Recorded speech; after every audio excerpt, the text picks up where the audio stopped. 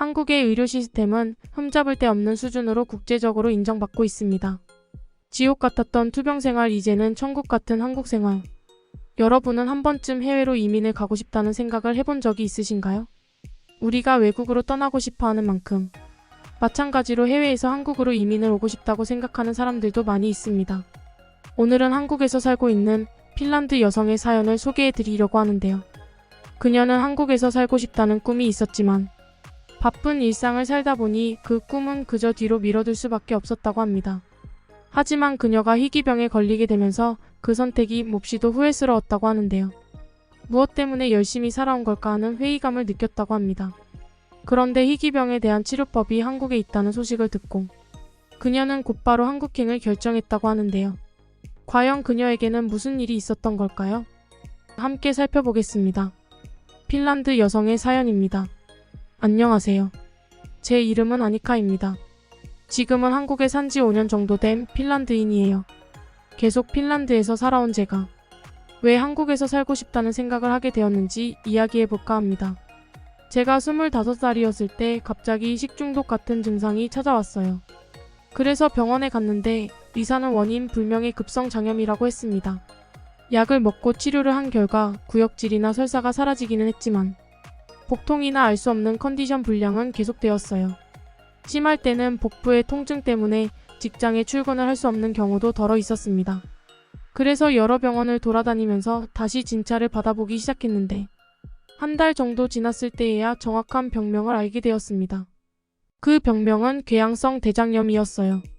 궤양성 대장염은 희귀병으로 알려져 있는데 대장의 원인 불명의 염증 또는 궤양이 만성적으로 생기는 질환입니다. 5년 전쯤에 갑작스러운 과로로 인해 면역체계가 무너진 것이 원인이지 않을까 생각되지만 아직은 정확한 원인이 밝혀지지 않은 미스테리한 병이에요. 물론 지금도 마땅히 대중화된 치료법은 없지만 그때 당시에도 딱히 이렇다 할 치료법은 없었습니다. 갑자기 원인도 모르는 병에 걸려 고칠 방법이 없다는 말을 듣고 저는 머릿속이 하얗게 변했어요. 왜냐하면 몸의 이상 증상을 느끼기 전까지는 건강하게 일하고 있었고 직업상 여러 나라를 돌아다니며 바쁜 나날을 보내고 있었으니까 말이죠. 일반적인 치료 방법은 면역 억제제를 먹는 것이었습니다. 하지만 저는 그 면역 억제제의 복용을 거부했어요. 당시 주치의의 말로는 면역 억제제를 먹기 시작하면 200일 점점 몸이 약에 적응을 하기 시작해서 나중에는 약을 먹어도 아무런 효과가 없을 거라는 말을 했기 때문입니다. 그 결과 점점 더 강한 면역 억제제로 바꿔야 한다고 했어요. 그것도 평생 동안 말이죠. 저는 절대로 그런 삶을 살고 싶지 않았습니다. 그래서 면역 억제제에 의지하는 것은 이제 다른 선택지가 없어졌을 때 최후의 수단으로 써야겠다고 생각했어요. 그래서 저는 면역 억제제 외에 다른 치료법이 없는지 스스로 찾아보기로 결정했습니다. 심지어 어려운 의학서적도 읽어가면서 필사적으로 치료법을 알아봤어요. 물론 여러 의사도 만나보고 친구나 지인들에게도 상담했습니다. 그렇게 여러 가지를 시도해봤지만 역시 효과는 없더라고요.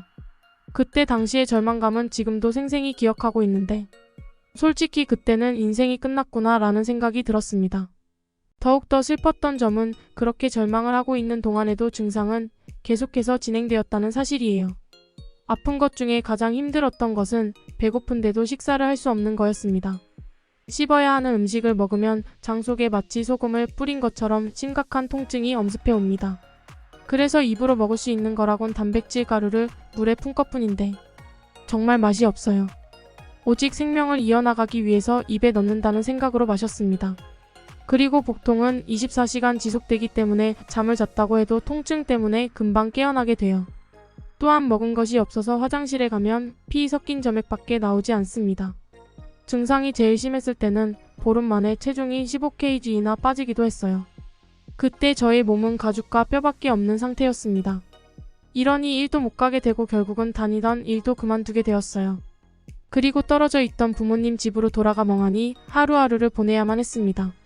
이제 평생 일이라고는 할 수도 없고 부모님의 고열을 빨아먹으며 그저 멍하니 살아갈 수밖에 없는 줄 알았어요. 사실은 아프기 전에는 더 많은 나라를 방문해 보고 싶었던 적도 있었습니다. 실제로 살아보고 싶었던 나라도 있었어요. 그런데 그때는 용기가 나지 않았습니다. 제가 정말 하고 싶은 것보다 해야 할 일을 선택했으니까요. 왜냐하면 생활하려면 일을 하지 않고는 살 수가 없잖아요. 하지만 꿈을 포기한 채 오히려 먹고 살기 위해 일만 열심히 하며 하고 싶은 일을 뒤로 미룬 결과가 안타깝게도 이거였습니다. 저는 너무 후회스러웠어요. 왜 그때 정말 하고 싶었던 일을 중요하게 생각하지 않았을까? 하고 싶은 걸 위해서라면 무슨 일이든 상관이 없지 않냐고. 병을 앓고 나서 저는 그런 생각에 도달했습니다.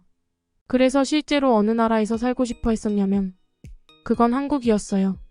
직장 동료 중에 아주 친한 한국인이 있었던 것이 그렇게 하고 싶다는 생각이 드는 계기가 되었지만 원래 어렸을 때부터 한국 드라마를 접할 기회가 많이 있었어요. 자막이 있으니까 한국어를 들으면서 모국어 자막도 보다 보니 점점 한국어가 자연스럽게 외워지기 시작했습니다. 어렸을 때부터였으니까 흡수도 빠르고 또 재미있는 드라마는 몇 번이고 반복해서 봐서 그런 것도 있어요. 그래서 일을 시작하고 나서 한국인 동료를 만났을 때 쉽게 한국어로 대화하며 금방 친해질 수 있어서 좋았습니다. 물론 같이 한국에 간 적도 있어요. 처음 가본 한국은 너무 충격적이어서 마치 다른 세계에 온 것처럼 느껴질 정도로 신선했습니다. 35. 맛있는 식사, 편리한 교통수단, 매너 좋은 한국인. 핀란드에서는 있을 수 없는 전통문화, 본 적도 없는 상품의 뛰어난 기술.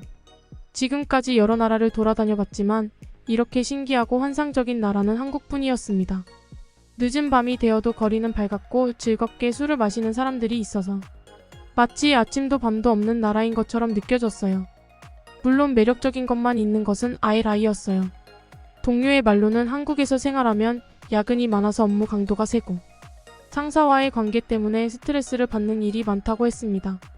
또한 한국 직장은 경쟁이 심하기 때문에 아마 저 같은 유럽인들이 간다면 적응하기 힘들 거라고 했어요. 또한 여름이 되면 얼마나 더운지 에어컨이 없으면 절대 살 수 없을 것이라고 투덜대기도 했습니다. 하지만 한국에 사는 단점을 그렇게 많이 들어도 저에게는 좋았던 기억들 밖에 생각나지 않았어요. 그리고 실제로 살아보고 싶다는 생각을 하게 되었습니다. 그런데 설마 병에 걸릴 줄은 전혀 몰랐고 그런 미래를 전혀 생각해보지 않았던 터라 갑자기 닥쳐버린 현실이 당황스럽고 절망스러웠어요. 하지만 저는 제가 불치병에 걸렸다는 사실을 도저히 받아들일 수가 없었습니다. 일을 할 수 없다는 사실은 받아들였지만 병을 고쳐야겠다는 마음만큼은 포기하지 않았어요. 어려운 의학서뿐만 아니라 건강과 삶에 관한 책들도 샅샅이 뒤졌습니다. 아무것도 하지 않고 멍하니 있는 것보다는 그렇게 다양한 책을 읽으면서 가능성을 찾아보는 것이 조금은 덜 혼란스러웠거든요. 그러던 차에 문득 TV를 보고 있을 때 장내 세균에 대한 특집 프로그램이 방영되고 있었습니다. 암이나 당뇨병, 그리고 비만이나 노화의 원인 등의 장내 세균이 연관돼 있는 것으로 소개됐어요.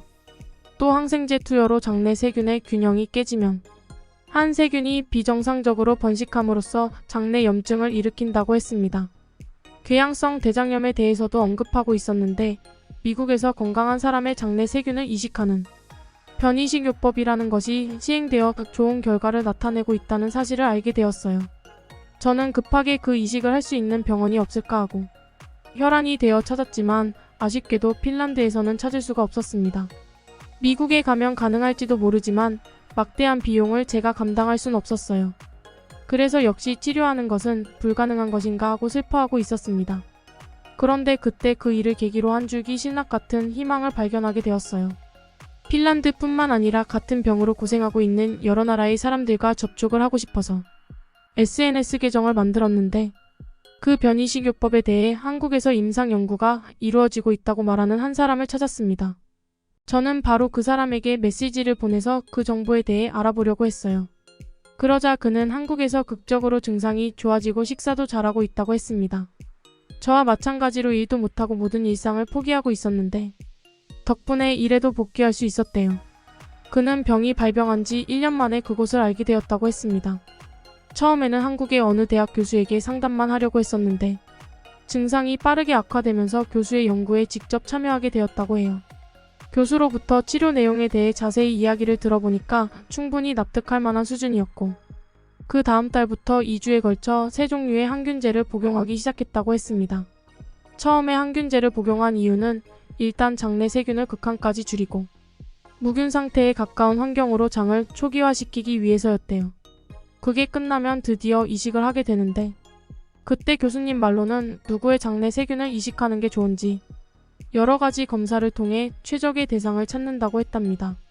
그런데 당시에는 연구를 시작한 지 얼마 되지 않아 안정성 면에서 성공률이 높은 건강한 가족의 대변을 사용하는 방식으로 시도했었다고 해요.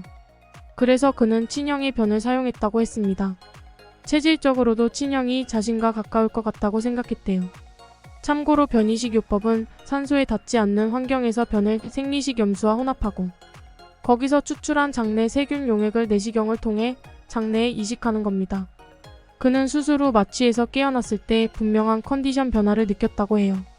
그날 저녁에 나온 병원식을 다 먹을 수 있었고 나중에는 한 번 더 먹을 수 있을 것 같다는 생각이 들었대요. 그리고 지금은 나았다는 생각이 들 정도로 극적으로 회복했다고 했습니다. 매일 세 끼를 맛있게 먹을 수 있는 것이 얼마나 행복한 일인지 절실히 깨달았대요. 그리고 2달 정도가 지난 후에 체중도 정상으로 돌아왔고요. 하지만 그는 마지막으로 이 이식을 했다고 해서 모두가 같은 효과가 있는 것은 아니라는 사실을 알려주었습니다. 그 교수 밑에서 임상 연구를 받은 사람들 중 70%는 효과를 실감했지만 이식한 장내 세균과의 궁합이 좋지 않아서 실패한 경우도 있었대요. 그도 저처럼 면역 억제제를 사용해 본 적이 없었는데 아마 그 덕에 성공한 것이 아니었을까 이야기하더라고요. 그리고 지금은 이식을 받은 지 몇 년이 지났는데 언젠가 재발할지도 모른다는 불안감을 안고 살아가고 있다고 했습니다. 물론 불안감을 훨씬 능가하는 알차고 행복한 나날들이 계속되고 있긴 하지만요. 저는 그와 이야기를 주고받으며 반드시 한국을 가야겠다고 생각하고 곧바로 행동으로 옮겼습니다. 한국으로 가서 그 교수님을 만난 뒤 임상 연구를 받아보기로 했어요. 그렇다고 해서 한국에 가자마자 쉽게 이식할 수 있는 것은 아니었습니다. 궁합이 잘 맞는 장내 세균이 없으면 이식이 안 되기 때문이에요. 그래서 한국에 있으면서 상담을 진행하고 궁합이 잘 맞는 장내 세균을 찾을 때까지 다시 핀란드로 가서 기다렸습니다. 3개월 정도 지난 후에 드디어 저와 궁합이 잘 맞는 장내 세균을 찾을 수 있었어요. 그리고 다시 한국에 와서 항균제를 복용하고 수술을 받게 되었습니다. 수술 받기 전 저는 만약 병을 치료하게 된다면 저를 위한 인생을 살아겠다고 다짐했어요. 기필코 하고 싶은 일을 포기하는 일은 없을 거라고 말이죠.